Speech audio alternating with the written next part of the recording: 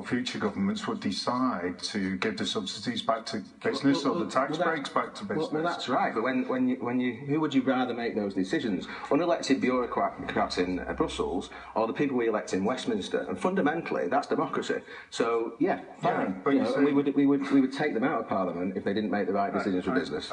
Yeah, but you're saying that politicians would be different in the European Parliament than they would be in the UK Parliament. Well, it's not the European Parliament that makes this legislation. That's the issue. It's commissioners, and they're unelected. Scott, tell me, when David Cameron announced that he was going to be embarking upon these negotiations that have taken a long time, a series of meetings, was there anything, or were you hopeful that you'd be convinced to stay in, or had your mind completely been made up before? Well, I think fundamentally we need to understand what the EU is, and it's a governmental organisation. I think all business wants is a free trade arrangement, not just with the EU but with everybody. And I think we discussed earlier, and if we had that free trade agreement agreed now, I think most of the populace would be happy to come out of the EU.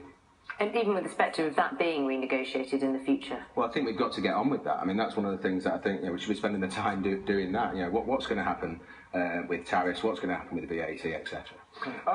What's going to be so interesting as the campaigns now get underway for either side is the fact that this is not black and white. There are so many shades of grey about what people want out of the EU and what they don't. Marcus, what is it that you are most worried about? Clearly you're supporting our continued membership, but is there a worry there? Is there something that still concerns you? I think, fundamentally, it's the uncertainty.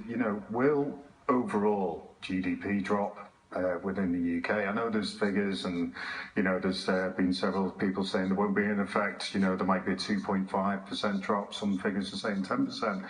But that uncertainty, people's lives, fundamentally, will it affect yours, mine?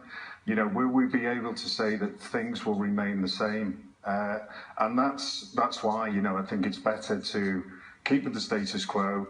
Just go where we are and carry on, and all have a good standard of living.